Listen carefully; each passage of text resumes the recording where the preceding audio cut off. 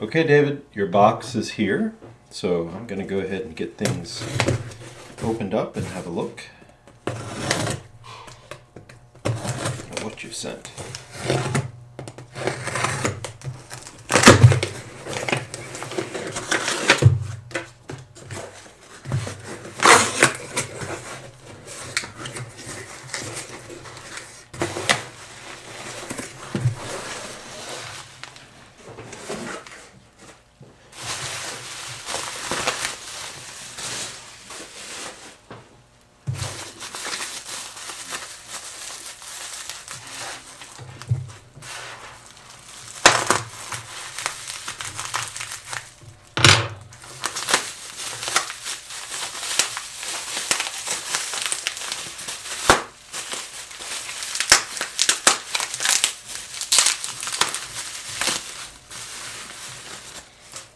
All right. Okay, so let's go ahead and zoom down a bit and have a look at what you've sent. All right, so this is your very original 6139 6015 that I believe you received as a gift from your parents. Very cool. Okay, well, let's see. Let's go over a few things. Okay. These original bracelets can be extremely fragile, as you've seen over the years, I guess. Somebody has done some very interesting repairs here with a little wire. That's great. Okay, well, we'll come back to the bracelet, which you've asked me some questions about. So, watch looks really nice. Case looks great. You still have all of your original edges here, and your polishing is still intact to some degree. You have informed me that you wore this watch a lot, and it shows it's lived through a life, and that's great. I think that's what you want to see in a watch. It's currently running. That's always good as well. So this one's from '74, January '74. So it doesn't have any dial text other than the 17 jewels in the SUA. It looks like it's had a little bit of water inside.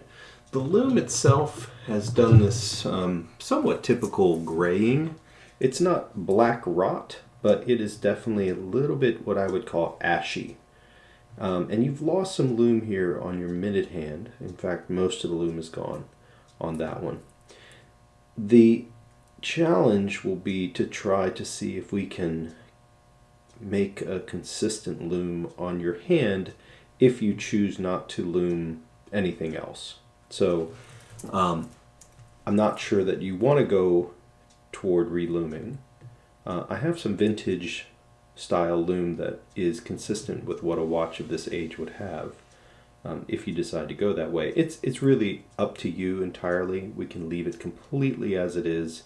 I can try and put some loom back in here, but that is the way that's going to be. The one thing we'll have to be very careful about, I'm not sure you can see this, but I will try to get it into focus here. Can we get that focused? Oh, that's a challenge. Okay.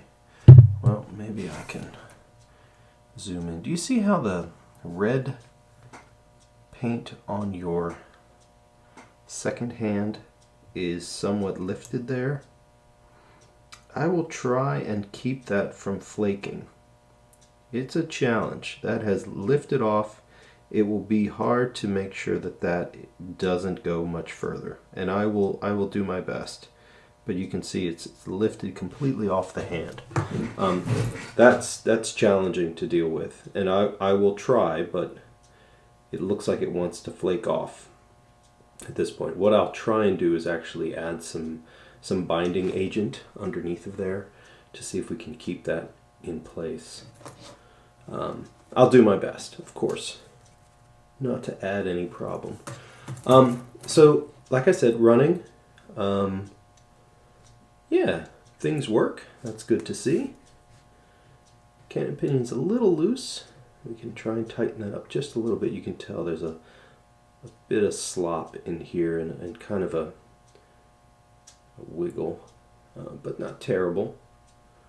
Not terrible. Dial looks really nice. Hands need some cleaning. Looks like somebody had tried to open this in the past, perhaps with a screwdriver or two. Okay, so let's zoom back out. Sorry about that. I was a little close for that case back inspection there. But you can see here there's some lines on your case back where there's been some prior work. Now, your bracelet. These are particularly fragile in terms of quality. You know, they are what they are. I do not have parts for a bracelet. My take is that the bracelet is more of an heirloom that should accompany the watch into its life as it goes forward.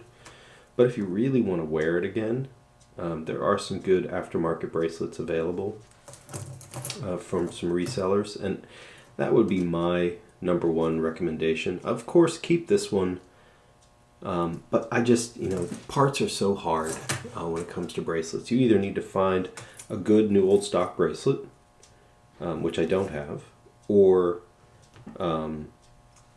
put the bracelet away and wear it with something else that looks similar. And I'll bring one over. Give me one moment. So, for example, here's a 2-lane railroad that's available from a U.S. seller. This is an Uncle Seiko.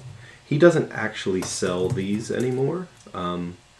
There are some other resellers that have these. This is actually the last one I have of his, and it's on a watch that I've got for sale. But if you want to find a good bracelet for one of these, you can, and they're pretty good. So maybe that's a route to go. You have your end links, and I think the alignment of one of the aftermarket bracelets might be consistent with what your end links can handle. So that gap there is about the same. So if you want to be able to put an aftermarket bracelet on your original end links, you could try and do that. We could talk about that later. So let's go ahead and really just focus on the watch for now. I'm going to open it up and see if we can get inside and have a look. We'll go ahead and try that now. Oh yeah, look at that. Opened right back up. Okay. So I see some marks in the back here. Quite a few, in fact. Not quite sure what those marks mean, if anything. Yeah, it looks like it was consistently serviced, which is always good to see. That meant you were caring for your watch, which is nice to know. All right, movement looks pretty good. Overall, I'm very impressed. This is a 6139B movement, which is what most of these have, and the later models, of course, do have the 6139B. I'm going to put some power into the mainspring manually here, just to get it, fully wound. And then we're going to stick it around the time grapher, and we're going to see how it's doing in its current state. And then we'll come back. So give me a moment, and we'll get this on the machine. Be right back. Okay, well, this looks pretty good. It's not perfect, but that's all right. This hasn't been serviced in a while, I don't think. And it's certainly respectable. It's gaining a bit of time. So what the time grapher tells us is how many seconds per day you're either gaining or losing, and you're at about 30 seconds a day, which, to be quite honest, isn't terrible. It's not great, but that's adjustment. This is adjustment too. This is just the difference between the tick and the tock, and so how delayed one is versus the other. It doesn't really tell me which one, but they're off by about 2 milliseconds, which is pretty darn close, but we can get that to 0. Really, this number is the number of interest, and it's the number that we try and affect through service. 200 degrees is the swing of the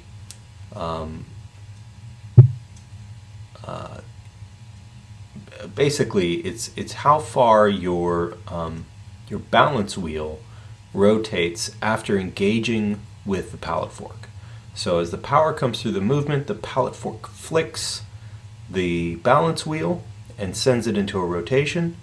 The larger that amplitude of that rotation, the more power is making its way through the train of wheels from the mainspring. And so it's just a regulation of that power dispersal from the actual mainspring itself. And it's a really interesting mechanism, of course, that goes into determining how a watch moves. But 200 degrees is respectable. It's certainly not service value, but it's pretty darn good. And the signal is clean, which means your hairspring is clean and your balance wheel is nice, and all those things matter when we go to do service. So I think this is it's a good runner. Oop, he just jumped up. I'm not sure why. Interesting. Well, yeah, those things are a little hit or miss. At the end of the day, it definitely would benefit from some service, and we can provide that and at least give you peace of mind that it's not grinding itself into into the abyss. So let's get back to the bench. We'll talk a little bit more about condition of things. Okay. All right. Well, what I would say is the following. Condition-wise, crystal will do you go a really long way. We'll clean the case, of course, and rebuild everything, all the new seals, and everything will be the way it should be. Your crown is very badly bent. Now, when I go to put a new gasket in here, that's going to be potentially problematic. And what I'll do is I will show you exactly what I mean. Hopefully we can just take that out and give you a look. Now, what's good-ish perhaps is this the crown itself and not the stem. I always hesitate to bend anything because these things can snap if they've been work hardened by the bend that made them bent in the first place. When you go to put a new gasket, that will bind a bit because the gasket is much thicker now, because this is now sort of gotten hardened and small.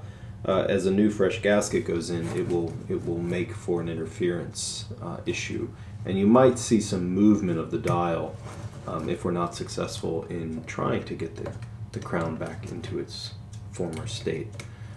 It's a detail, and it's important. I may have a crown if we do end up having an issue,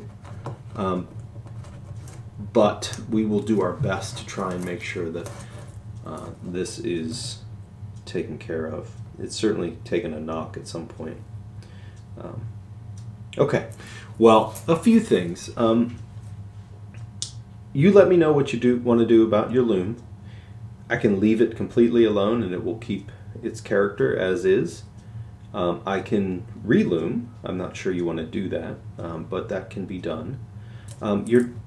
Your tachymeter is actually off. We need to put that back to where it should be.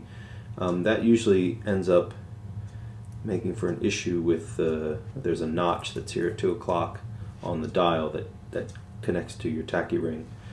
We can get that, of course, back to where it should be, and it will be back. There's just some things that need to happen cosmetically. You can let me know. Again, there's not a whole lot I can do with your bracelet. Unfortunately, it is the way it is, and I don't really rebuild bracelets because there's no parts, unfortunately. And these sorts of things, when they go, they're gone. So that's a bummer.